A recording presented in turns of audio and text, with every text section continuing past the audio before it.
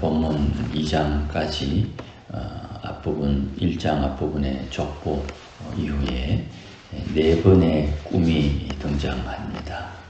첫 번째는 요셉이 마리아와 가만히 은밀하게 끊고자 할 때에 요셉에게 현몽하신 꿈, 그리고 어제 부분에 박사들이 헤롯에게로 돌아가지 말고 다른 길로 고국으로 돌아가도록 꿈에 현몽한 것, 이렇게 2번 살폈고, 오늘 나머지 2번이 등장합니다.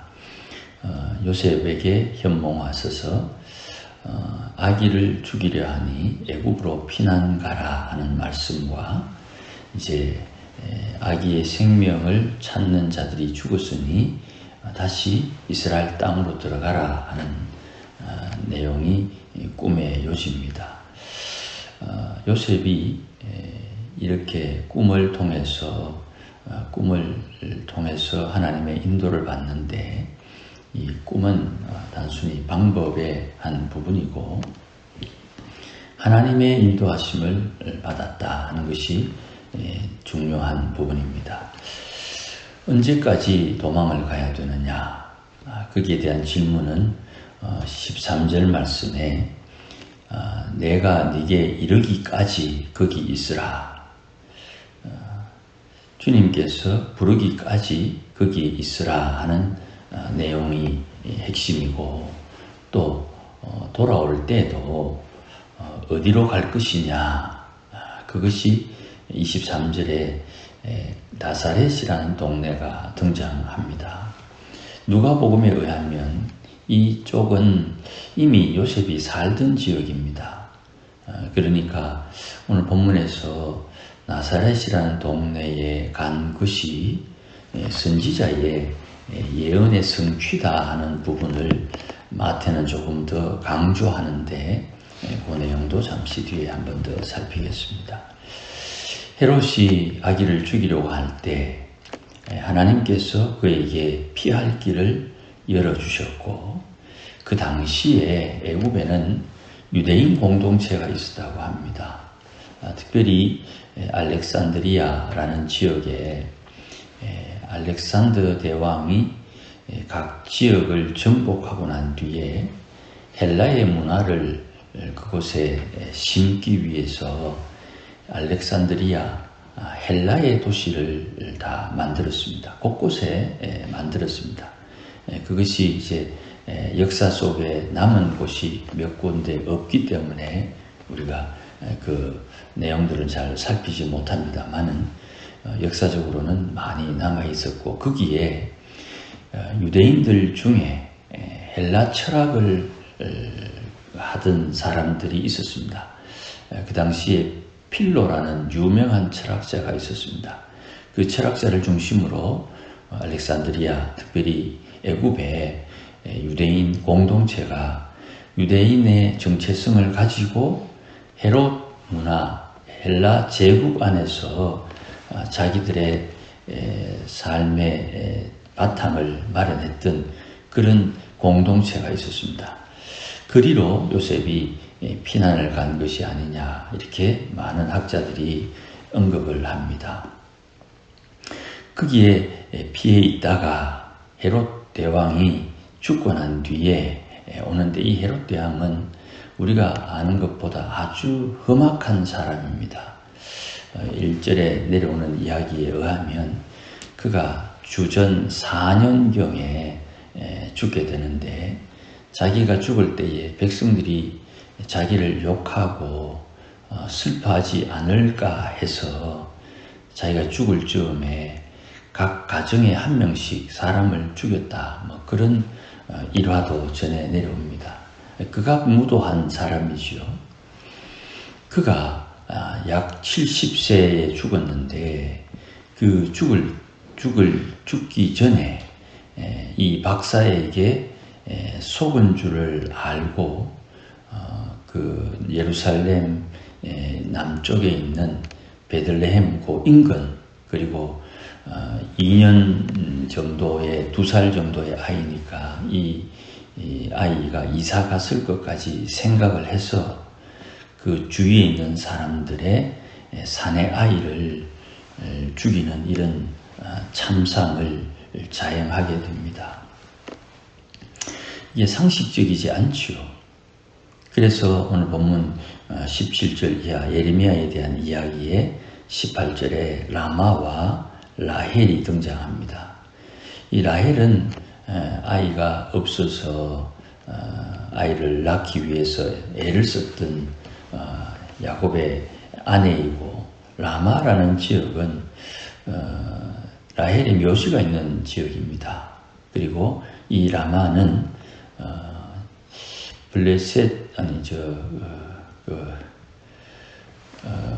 유다가 망하고 난 뒤에 이들이 포로로 잡혀갈 때에 집결지가 라마입니다. 그러니까 이곳에서 이스라엘 백성들이 모여서 이제 포로로 잡혀가는 그 시점에 이들이 고국을 떠나게 되고 포로로 잡혀서 이 땅을 떠나게 될 때 자손들에 대한 소망이 없어서 슬피 우는 그림을 오늘 본문을 통해서 언급하는 것입니다. 예수님께서 애굽으로 피하셨고 거기에 남아있는 이 사내 아이들이 죽임을 당하는 이 장면을 포로로 잡혀가는 유대인들의 그 슬픔과 망국의 슬픔을 통복으로 표현하고 거기에 자녀가 없어서 자녀를 갈구했던 라헬의 애통함을 거기에 말씀을 전합니다. 이게 마태가 예언의 성취로 왔던 내용입니다. 그러니 이 슬픔 속에 두 가지가 공존하는 거예요. 슬픔 속에 저들은 죽었으니 슬퍼하고 그 슬픔 속에 하나님의 일은 여전히 이루어지고 있고 그 하나님의 아들은 구약 성경에 나타나는 가장 큰 사건, 애굽으로부터 하나님의 백성을 불러내는 이 엄청난 사건을 위해서 하나님은 아기 예수를 애굽으로 피신을 시켰습니다. 그래서 15절 말씀에 애굽에서 내 아들을 불렀다 하는 말씀이 구약 성경의 출애굽 사건과 함께 신약에도 예수님을 애굽에서 불러내는 이 일을 통해서 구약의 출애굽과 신약의 출애굽을 대조시켜주는 것입니다. 예수님은 1장 21절에 그가 자기 백성들을 그들의 죄에서 구원하실 분이죠. 애굽에서 하나님이 아들을 불러내어서 그 아들을 통해서 이스라엘 백성들 또 이방인들을 포함한 온 인류를 죄에서 구원해낸다는 그림입니다. 이게 선지자의 예언 성취로 마태가 지적하고 있는 것입니다. 이것이 구체적으로 헤롯 대왕이 죽은 뒤에 다시 요셉에게 나타나신 하나님의 천사가 이스라엘 땅으로 가라. 아기의 목숨을 찾던 자들이 죽었다. 그래서 이스라엘 땅으로 들어갑니다. 그런데 요셉은 아켈라오가 헤롯의 대를 이어서 유대 땅의 임금이 된 것을 두려워했다. 그렇게 말을 하는데 이 두려움을 하나님께서 적절하게 사용하시지요.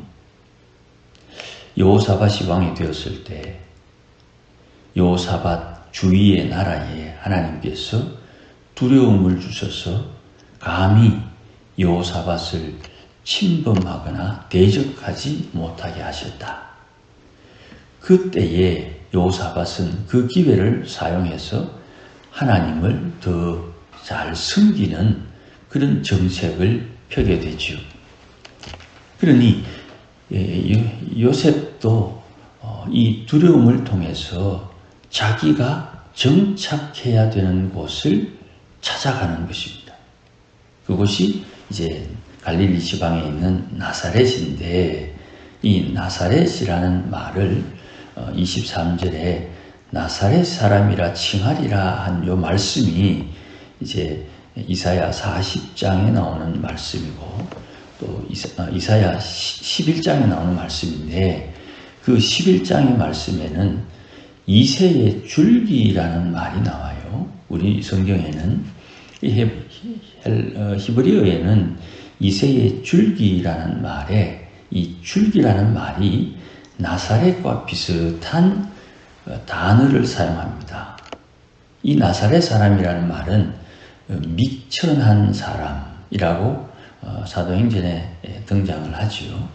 나사렛 사람들이 말을 할 줄 아나, 문법을 아나 이런 표현이 있지요. 그래서 나사렛 사람은 이방 취급을 받고 나사렛 사람은 미천한 취급을 받던 그 당시에 그렇게 나사렛 사람, 미천한 사람으로 취급받는 그 사람이 이스라엘의 죄를 용서하고 구원할 자다는 것을 오늘 본문을 통해서 마태는 지적을 하는 것입니다. 앞서 말씀드린 것처럼 누가는 요셉과 마리아가 이미 그 지역에서 살았다. 그런데 그 지역에 살았던 그가 그 지역에서 살고 있었으나 그곳에서 미천한 사람으로 대접받지만 그는 온 이스라엘을, 온 백성들을 구원할 구원자였다는 것을 마태는 지적하는 것입니다. 우리의 삶이 다 이와 같습니다. 조금만 한 발짝, 두 발짝 뒤로 물러나서 우리의 삶을 보고 지금 우리 주위에 돌아가는 상황을 보면 이 말씀과 크게 차이 나는 것이 없지요.